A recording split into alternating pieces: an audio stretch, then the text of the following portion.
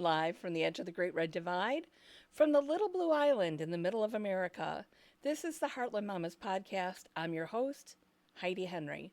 The Heartland Mamas podcast is available on all podcast platforms, also available on most social media, plus YouTube. So like, subscribe, and share. Let's talk about the dystopian world we live in right now. I mean, it's only day, 10, 11, and here we are. Here we are, right in the middle of things. And the thing I want to talk to you about right now is the giant land grab that Project 2025 spelled out in the book that I read last April. And Trump denied that he was not part of that. He didn't know anything about it. But all of his executive orders to date in the last 10, 11 days, what is today? 10, 11 days, has been right out of Project 2025. And we need to talk about the Farm Bill because we pass a Farm Bill in the United States every 5 years. We have since the 30s when FDR passed the Agricultural Act. It was in three parts to help protect farmers from pricing so that there was a minimum price for crops. It regulated how many acres they could plant because remember, we were going through the Great Depression, and along with that, we were going through the Dust Bowl, right? The Okies were leaving Oklahoma because they had literally planted from the edge of the field to the other edge of the field. And we do that a lot in agriculture, but we also allow for CRP ground, we allow for rest ground, we allow for recreation ground to prevent another Dust Bowl. So that was part of that agricultural entity back then. And the other thing was farm subsidies. So if the crops didn't sell for at least a minimum amount, we gave the farmers a subsidy so that they could continue growing the good quality food that we depend on every day. It's a very serious subject, and because of my age, I lived through the last farm collapse in 1980, and let me tell you how that worked. Under the Nixon administration, because you need to know the history on this, and this is something that I have studied over the years, and I know something about it. So, under the Nixon administration, he had an agricultural secretary named Earl Butz. And Earl Butz told the farmers of this land, when we used to grow a lot of variety of crops, to only grow corn and soybeans, that we would develop these huge foreign markets, and that they should eliminate all other crops and just do that, which meant that the farmers had to go big or get out. That was his message to farmers. And back then, interest rates were really, really, really high. They were super high under Nixon, and farmers were buying land for about 13 to 15% interest, and then they would buy equipment for between 20 and 25% interest. So they were really overextended. But Earl Butz assured them that they would get all this money back. Well, Earl Butz didn't plan on the foreign markets collapsing. He didn't know about Watergate and the fact that Nixon would resign in disgrace. He didn't know that Ford didn't know who was coming in, didn't know anything about agriculture. And the farms just got so into be such a mess. But all of this kind of came to a head as Jimmy Carter was coming into office. And Jimmy Carter was a farmer, and he knew that the farmers were in trouble. So he went to Congress, which was run by the Republican Party then, and he said to them, we need to defer payments on these loans, these high interest loans. We need to zero out the loans if we can, and we need to increase compensation so that we don't lose generational farms. And Congress is like, hey, Democrat, we're not helping you. The farmers are our good buddies. And they didn't help, and farms collapsed. It was mostly family farms at first. It wasn't the big, ginormous farms we see now. They collapsed. Willie Nelson held Farm Aid, and I worked for a bank as a teller. And because I was in 4-H when I was younger, they stuck me in a combine to combine stuff that was near the Fox Valley, what is now the Fox Valley Mall. It was then too, but it wasn't as busy as it is now. Anyway, so the bankers, because I had firsthand experience with this, were gleeful over the losses of the farms because they got to pick up all this land at pennies on the dollar. Gleeful. people were committing suicide over losing farms that had been in their family since time began in this country. And the bankers were like, woohoo, payday, you know? It was terrible. It was horrible to witness. My father came from, downstate rural area in Iroquois County, and I've always been very connected to agriculture my entire life. And my husband and I beat it out of the suburbs and out to the country as soon as we could, and have lived rural we've been married for 45 years, for about the last 42, 43 years of that. And it's our preferred way. It's kind of going back to our family's origins. And we love it out here. We wouldn't live in the suburbs again. Oh, I don't know how you people tolerate it. So many people, so much traffic, too many cars. Anyway, so what the banks did in 1980 after that collapse is they, just like what they did when we had the collapse in 2008, they sold the stuff for pennies on the dollar, or got it for pennies on the dollar, and then resold it to developers, right? And to what was now would be called investment capital. But they sold it, rented it back to some of the farmers. They sold it to developers who built a lot of houses and a lot more places to shop, shopping centers and restaurants and things. And some of it was just held by the bank, like in trust. So a lot of it you'll see, and to this day, you'll see a lot of stuff like such and such bank in trust. And it's not in trust for a person, it is in trust for the bank. It's like a commodity that they have, an asset that they have. So they're fewer and far between now, but they still exist. Anyway, but watching them make this profit off of the suffering of other people was just horrible. And I was right there in the front lines. Now, I was a kid and I needed a job, so I took the job combining beans, and I didn't know anything about combining beans, but I went out and did it. I went out and did it because I could drive anything, and I wasn't scared to do it, so I went out and did it, and did some planting in the spring, but I couldn't tolerate the bloodlust that they had for what they were gaining. And it's not me, so I had to walk away from it. It was terrible. I did work a little bit on Willie Nelson's Farm Aid, not with him directly, but on some of the local organizing of it. That was more my speed. Let's find a way to help people rather than find a way to profit from their pain. So let's get back to the Trump administration and the Farm Bill. You have to understand, to get Project 2025 in play, to get it all going, you had to have the right president, the right Congress, and the right Supreme Court, which they have. And they have kicked the Farm Bill down the road now 2 years. They have kicked funding the government down only for the next couple weeks, and we either will have a shutdown or something will happen. I mean, I'm sure I'll talk about that. But the Farm Bill, even though it was included in the continuing funding resolution, is not usually part of that. It usually stands as its own entity. And SNAP, the nutrition assistance, link, food stamps, whatever you want to call it, that's tied to the Farm Bill. And the Democrats were smart, and FDR was smart to tie it to that, because the Farm Bill could be passed only for the wealthy people who didn't need it. So he wanted to make sure it was always safe. Well, now we saw earlier this week where Trump halted SNAP for a while, for a few hours, until a judge overruled it. This is money we already planned to spend. This is money that's already been in the bank, so to speak, ready to help people eat. Now, the Republicans have had this wet dream about starving children and poor people and veterans and the elderly since the Reagan years. Right? You remember Reagan went to H.W. Bush, who was kind of benign, and that went right to Clinton. And Clinton kept that neoliberal attitude. He was such a centrist, and I didn't vote for him the first time. I can't stand Bill Clinton. I mean, I can and I can't. But he passed something horrible called welfare to work. And horrible because at that time I was counseling people to go from being on welfare, being full-time parents, to getting back to work. So I helped them learn how to write a resume, how to hone their skills, how to interview, how to write a resume, all of those things that they needed to do, how to look for a job, all of those things I helped them do and would mentor them through the process.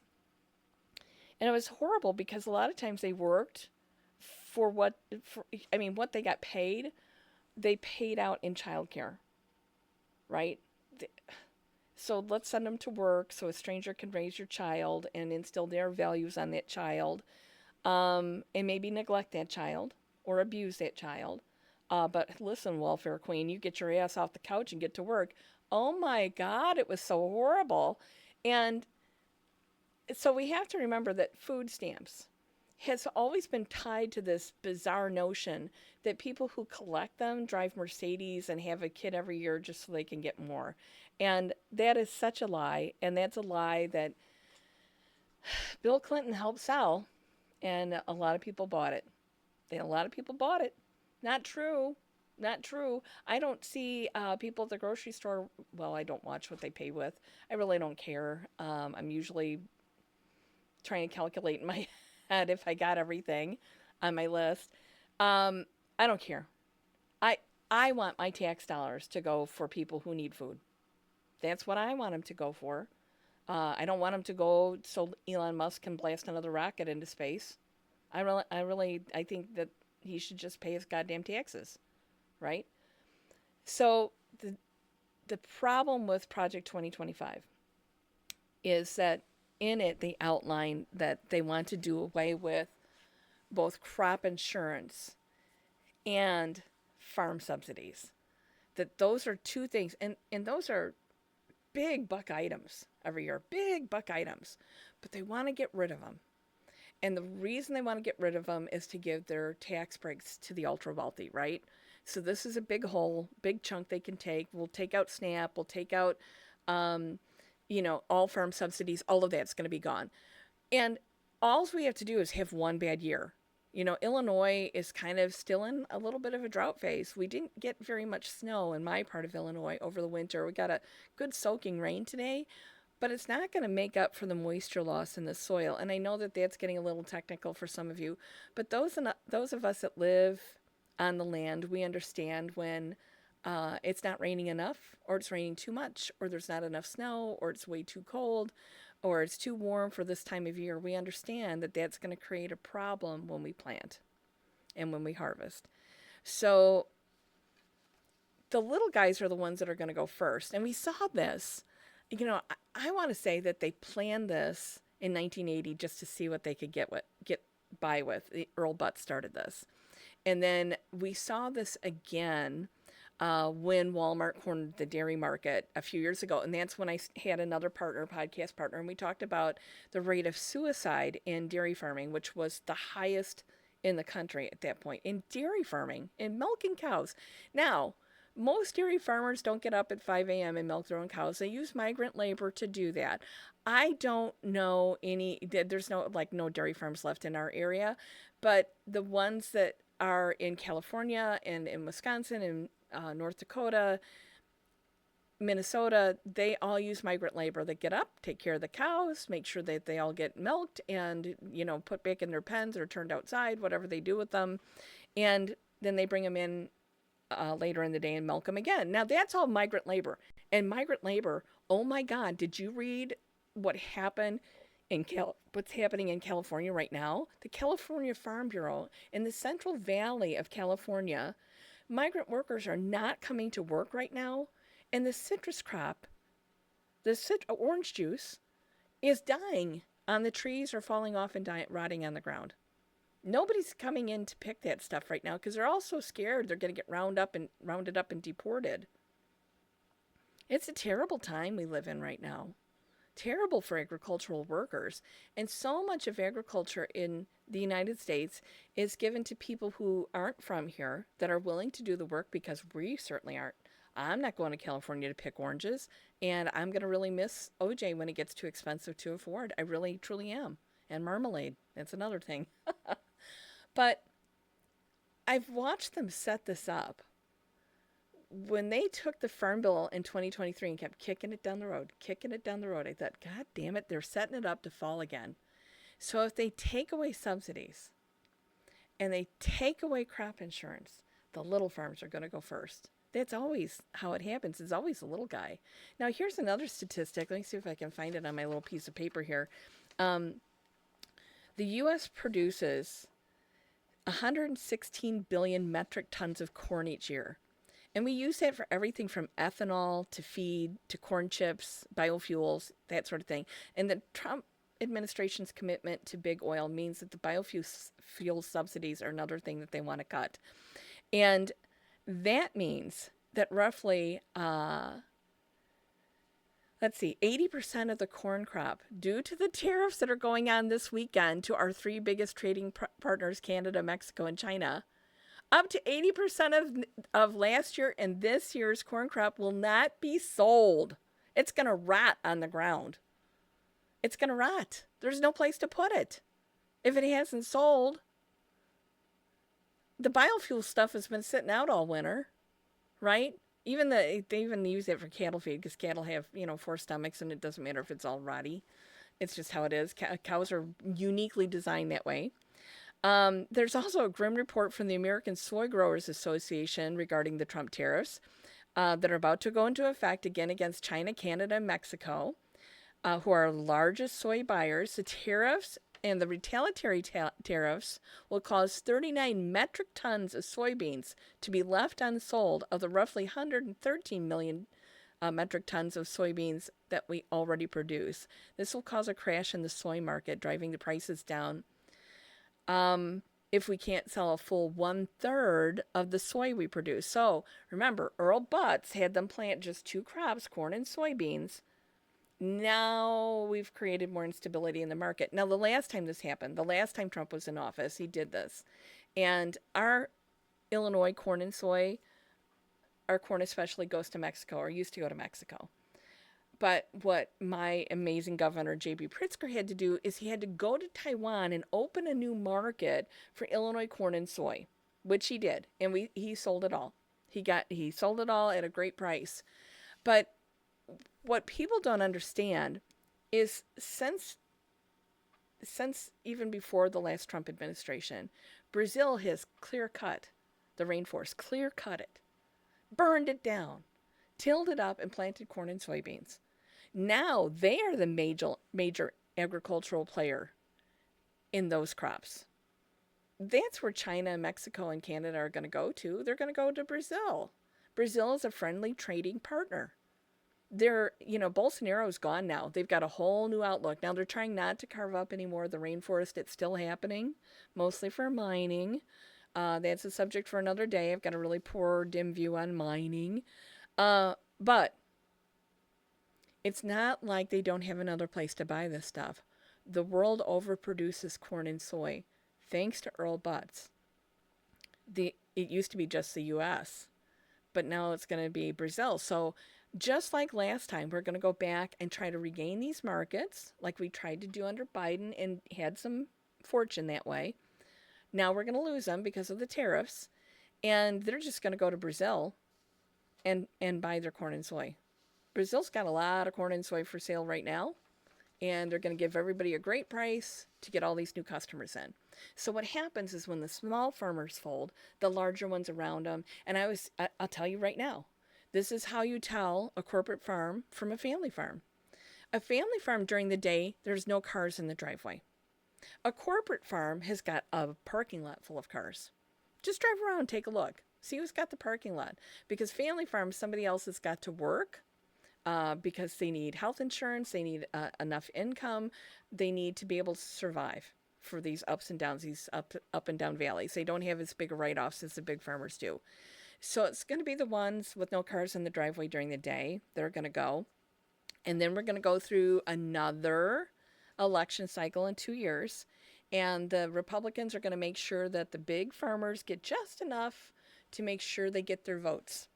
That's what they did last fall. They made sure that they funded them just enough to get their votes because they knew that the people in ag, not everybody, but a lot of them don't read. They don't read Project 2025. They don't look past their voting record, their voting history. They just keep plowing forward. That's all they do. They're still mad at Jimmy Carter. They're still mad at FDR for telling them they can't plant fence row to fence row. They're still mad at him about that, even though we had that Dust Bowl. And if you don't remember that history, please look it up. There's a song about being an Okie from Muskogee that we used to sing when I was a kid. What a horrible song. They're going to pack up everything and live out of their car. So the value, ladies and gentlemen, in the United States is in the land. Now, the oligarchs have taken everything else, but now they need the land because they can't own us all until they own all the land. So that's what they're coming for. They're going to buy this land for pennies on the dollar and then sell it to investment capital so they make more money. And then investment capital is going to work with our government, whatever government we have, administration we have, and we know which one we have now and may always have forever. And they're going to decide what is planted, what is harvested, what can be sold, and what the people can eat. Every despot in world history has known when you control the land and the crops and what people eat, you control the people fully. And if you don't think that this is what's going to happen, you've got your head in the sand. Pull it out and take a look around. Pick up Project 2025 or just do a web search on what happens in Project 2025 to agriculture. And then just let yourself ponder it a minute, because I can see what happens when they take off all the safety rails that FDR put on. I know what's happening. I saw it happen in 1980. I saw it happen in the dairy collapse. You have to understand that they are playing the long game here. I don't know how we stop it. I've never met a compassionate oligarch. They don't exist. They only want money. It's just like my sister used to be a quilter, and she used to have a bumper sticker on her car. She who dies with the most fabric wins, right? And they're like, we want to have the most money. It's a game. For them, it's a game that only very wealthy people can play. You and I are left out of this. You and I are not part of this discussion. We're not part of the 19 billionaires that reside here in Illinois, or the 5,000, I can't remember what the statistic is, people who make over $400 million a year in Illinois. We can't relate to them. We don't hang with them. We don't see them in our daily lives. They don't live near us. Their kids don't go to school with us already. They don't interact with us because they're in this rarefied air that they've created and curated for themselves and their family, because they're out there to protect their investment, to grow their investment, and to make sure their children don't mingle with the rest of us. So I just want you to know that this is a bigger thing. This is huge, and this could do us in. My family's been watching a lot of the French Revolution movies lately when we are all together, Les Mis and Tale of Two Cities and that sort of thing. And you can see the comparisons between what happened then and what's happening now. Will we have a revolution? God, I hope not. I mean, that means a lot of people get hurt and a lot of people die. And my hope is that one day, and where is it? And you may say I'm a dreamer, but I know I'm not the only one. Right, John Lennon?